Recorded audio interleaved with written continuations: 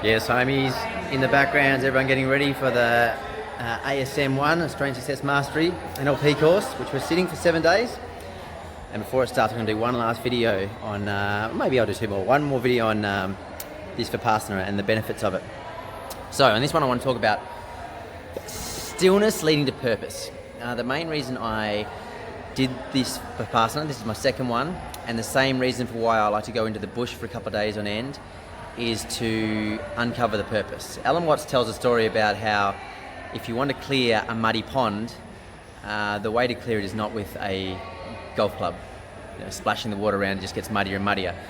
The secret is to let it still and slowly let the mud settle, the dirt settle.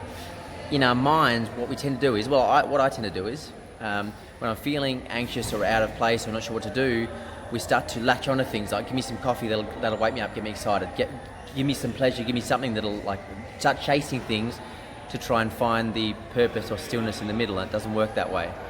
The way to find it is to sit and relax, but it's challenging to do because you normally it's uncomfortable to sit still, and that's why we go into Vipassana for these 10 days and lock yourself in there, because it's uncomfortable to sit still. But as you do, it lets all the anxiety settle down. Even when I go out in the bush, I go out of phone range, I don't take food, so you don't have any of the dopamine or distractions to go towards. And so slowly your brain, or the anxiety at first is panicked.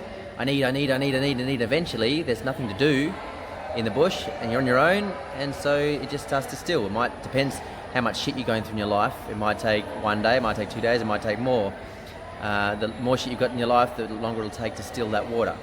But when the water stills, what I find is it uncovers my purpose. There's like a gold nugget underneath in the water that once the mud is settled, you can see the gold nugget. For me, when I'm stressed or anxious,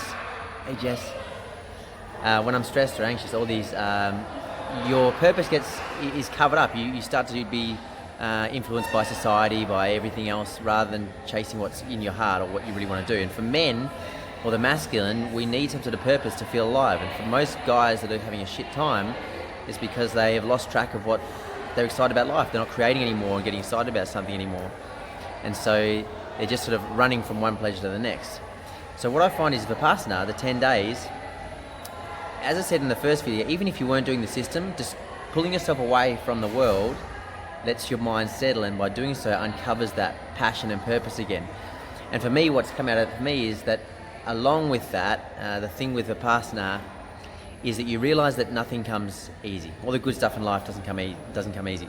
And this matches it up as a benefit, and also aligns with me that my purpose comes from doing challenges that kind of suck.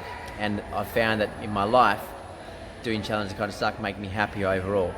And so I'm going to skip this video to the talk of gratifications. A guy called Mihaly Csikszentmihalyi wrote a book about flow, and another guy wrote a book about authentic happiness, and they're talking about how to fill your life through studies of happy people, of what makes happy people.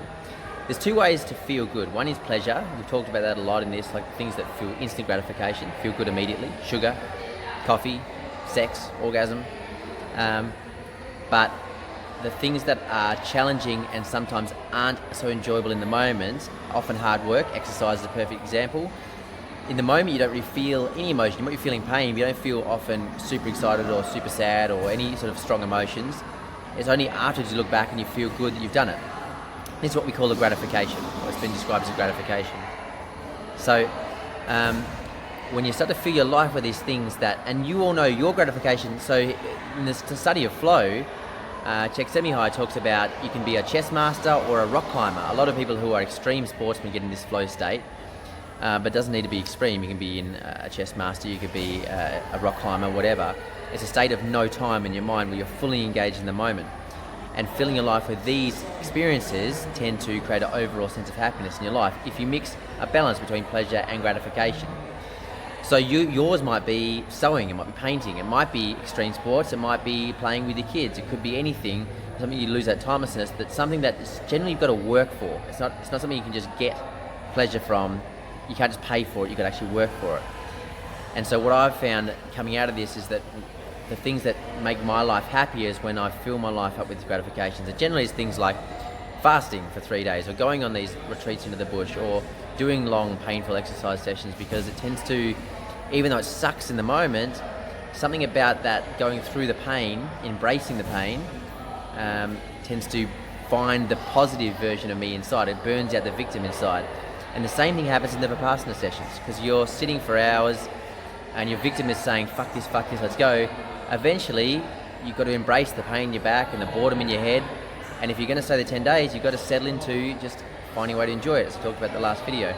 And by doing that, you start to access a deeper sense of pleasure, or a deeper sense of happiness or enjoyment in life, rather than chasing instant, quick fix pleasures.